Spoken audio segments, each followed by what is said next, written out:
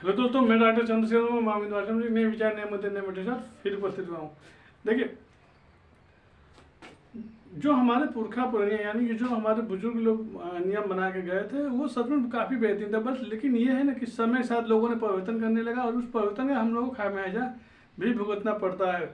देखिए, जैसे हम सपोज कीजिए कि पहले के लोग कहते थे कि शादी जो है मैक्सिमम 20 साल 22 साल 23 साल में आदमी को शादी विवाह कर लेना चाहिए। वो ऐसे ही नहीं करते थे, उनके पीछे लॉजिक था, उनके पीछे एक सिस्टमेटिक ढंग था, व्यवस्थाएं थी। क्यों सोचते थे? क्योंकि देखिए, आदमी जब 22 साल या 23 साल या मैक्सिमम आदमी 24 साल 25 साल का जब होता है तो उस समय उसके अंदर एक गजब की उसके अंदर एनर्जी होती है और काम करने के प्रति उसकी एक लगन ही एक अजीब गरीब होती है। मतलब मेहनत करने के लिए पूरी तरह से वो स्वतंत्र होता है।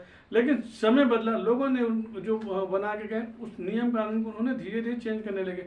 इसका लोगों को भले लगता है कि नहीं यार, मैं शादी विवाह 35 साल 30 साल 32 साल में कर रहा हूँ तो बड़ा अच्छा कर रहा हूँ, मैं बहुत पैसा जुगाड़ कर लिया, बहुत पैसा व्यवस्थाएं कर लिया और मैं अपने परिवार की व्यवस्थाओं के साथ सही तरीके से लेकर चला जाऊँगा। लेकिन हो एकदम जस्ट अपोजिट हो रहा है। क्यों हो रहा है? देखिए, सपोज कीजिए शादी विवाह किसी का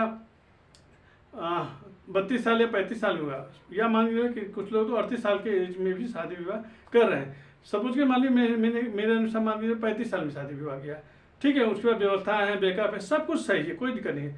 लेकिन 35 साल में उम्र में शादी हुआ तो क्या आपको लगता है कि वो तुरंत अपनी जिम्मेदारी को संभालने लेगा? ऐसा नहीं होता सर। कम से कम मान के चलिए कि 2 से 3 साल या मैक्सिमम 4 साल 5 साल तक लग जाता है परिवार को ही समझने में कि नहीं है यार हो क्या रहा है। क्योंकि नया परिवार आपके साथ जुड़ता है या नई गृहिणी आपके साथ जुड़ती है तो उसके परिवार को साथ में आपके परिवार को दोनों को तालमेल बनाने में भी कम से कम 4 से 5 साल लग जाता है। मतलब मान लीजिए कि आदमी 35 साल में शादी किया तो 40 साल के एज तक होते हो तो उसको ये समझ में हो जाता है कि नहीं यार, ये मेरे साथ ज़िंदगी भर ये व्यवस्थाएं कर ले जाए या मैं इसके साथ ज़िंदगी भर व्यवस्थाएं कर ले जाऊंगा या इसके परिवार साथ कर ले जाऊंगा। ठीक है, अब 40 साल की एज में सपोज कीजिए लड़की लड़का हो गया, बच्चे पैदा होंगे तो 40 साल के बाद आप सोचिए, जब लड़का आपका 20 साल मतलब आप 40 साल के हैं तो जब लड़का आपका 20 साल या 22 साल का हो तब आप लगभग 60-62 साल की एज ग्रुप में हो। उस एज ग्रुप में सोचिए स्थिति कितनी खतरनाक होगी। क्योंकि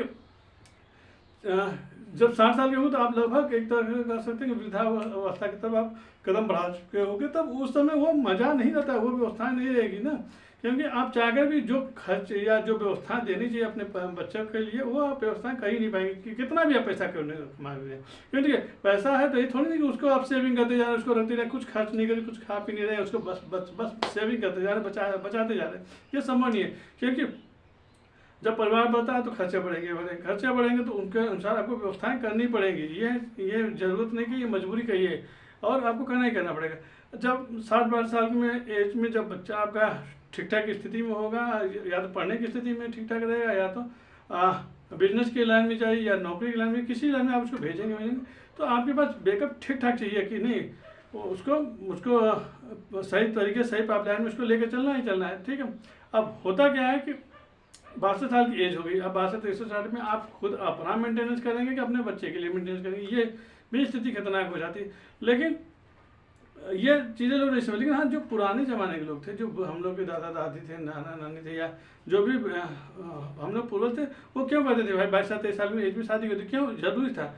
मान ली 22-23 साल की एज में शादी होगी या 24 साल की एज में शादी होगी तो 2-4 साल मान ली समझने में लगा। मतलब जब आदमी 45 साल 50 साल के लपेटे में तब तक उसके बच्चे बड़े हो चुके रहेंगे और उनको जो व्यवस्थाएं चाहिए वो व्यवस्थाएं वो माता पिता उनको दे सकते हैं या दे देते हैं। लेकिन जब आदमी 60-62 साल की एज में हो जाए तो जाहिर सी बात है आदमी वो खुद सोचेगा नहीं मैं अपनी व्यवस्थाओं के लिए रखूँ पैसे कि अपने बच्चों के लिए रखूँ। ये स्थिति बड़ी खतरनाक है। तो इसको मैं ये नहीं कह रहा हूँ, मैं विपक्ष नहीं, ये नहीं कह रहा हूँ कि नहीं जो सरकार या नियम कानून है जो व्यवस्थाएं की जा रही हो गलत है, नहीं ये नहीं। हमने खुद सोचना पड़ेगा कि देखिए, मैंने कहा ना, मैं कोई भी चीज़ ऐसे नहीं करता हूँ, मैं खुद उस चीज़ को अनुभव करता हूँ, मैं उसको खुद फील करता हूँ तब ये चीज़ें निकलती हैं। तो ये था।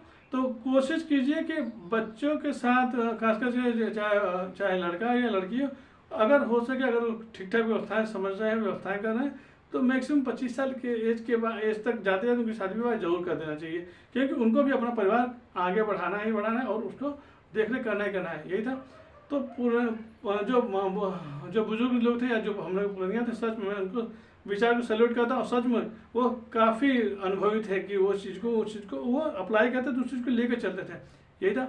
तो इन्हीं सब चीज़ों में डॉक्टर चंद्रशेखर मामिलाल में एक नए विचार नए मुद्दे फिर बोलते थे। प्लीज़ सभी से निवेदन है, मेरे विचारों में कहना क्या है तो ये मैंने कहा शब्दों के चक्कर में मत पड़िए, नहीं मैं शब्द क्या मैं कैसे बोल रहा हूँ इसके चक्कर में नहीं। हाँ, मैं जो कहना चाहता हूँ उसकी चीज़ को जो आप ध्यान देने की कोशिश की कि मैं कहना क्या है तो उसका क्या निचोड़ निकल रहा है। आप खुद अनुभव करेंगे नहीं जो मैं कर रहा हूँ कि सही कर रहा हूँ, गलत नहीं कर रहा हूँ। और ये था, तो प्लीज़ मेरे वीडियो को लाइक कर, शेयर कर, सब्सक्राइब और प्लीज़ बेल वाले घंटे को जरूर बजा दें। जय माता दी, जय माँ विंध्यवासिनी।